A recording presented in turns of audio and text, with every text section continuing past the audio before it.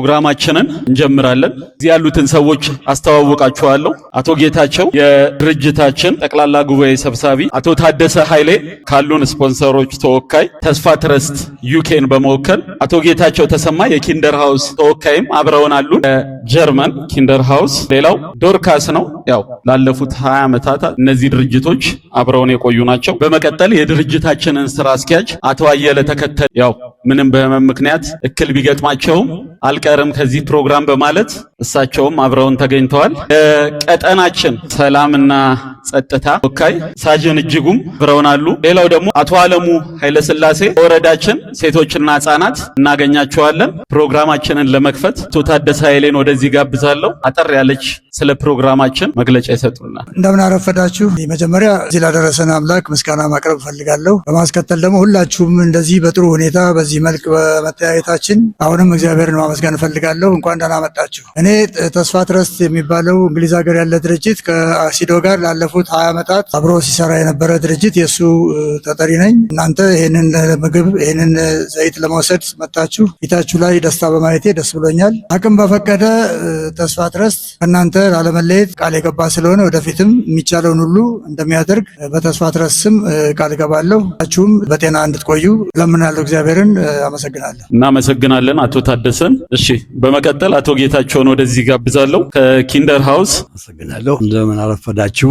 ወላጆች፣ አረጋውያን እንደዚሁም ወጣት ተማሪዎች። ያው በዛሬው ቀን እንግዲህ እዚህ ተገናኝተን ከዚህ በፊት እንደሚደረገው አቅም በፈቀደ መጠን የምናገዛችሁ ተማሪዎች ቤተሰቦችም ጭምር የሚሆን የተለያዩ ቁሳቁሶችን ለማበርከት ነው የተገኘ ነው። እንደምታውቁት ኪንደር ሃውስ አዲስ ከጀርመን ሀገር የተቋቋመ ድርጅት ነው። በሴቶች የተቋቋመ ድርጅት ነው። ይህ ድርጅት ያው እንደምታውቁት አሁን ከ170 በላይ ተማሪዎችን ወጣቶችን እያሰማረ ነው። ከዚህ ውጭ ደግሞ ለትምህርት ድጋፍ የሚሆኑ የትምህርት መሳሪያዎችንና ሌሎችንም ቁሳቁሶችን በየጊዜው ያበረክታል።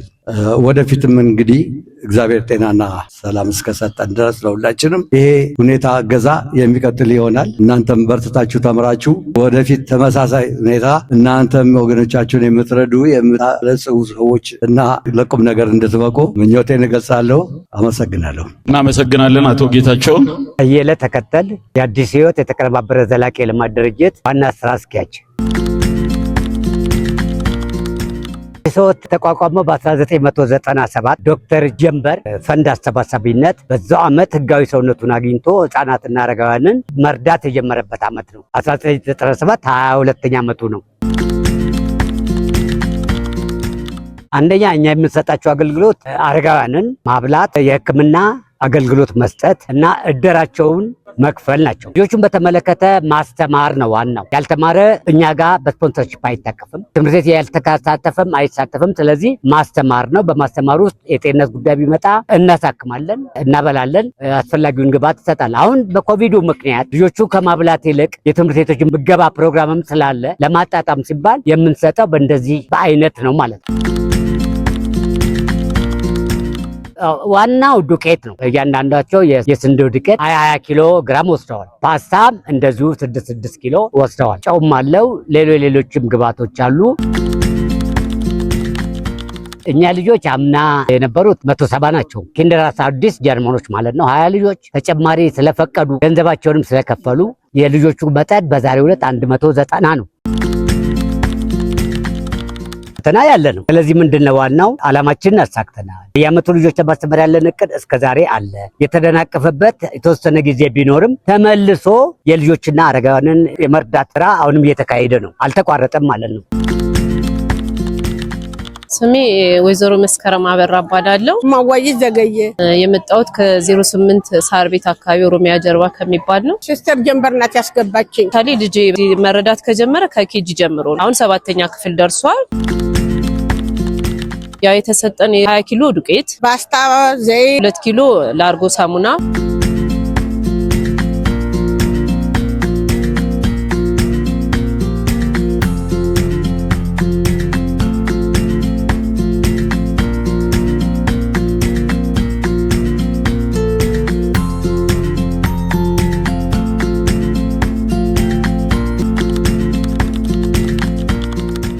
አንለያይም በተመለከተ አንለያይም ያልነው በጣም ተስፋ የሚያስቆርጡ ሂደቶች ነበሩ።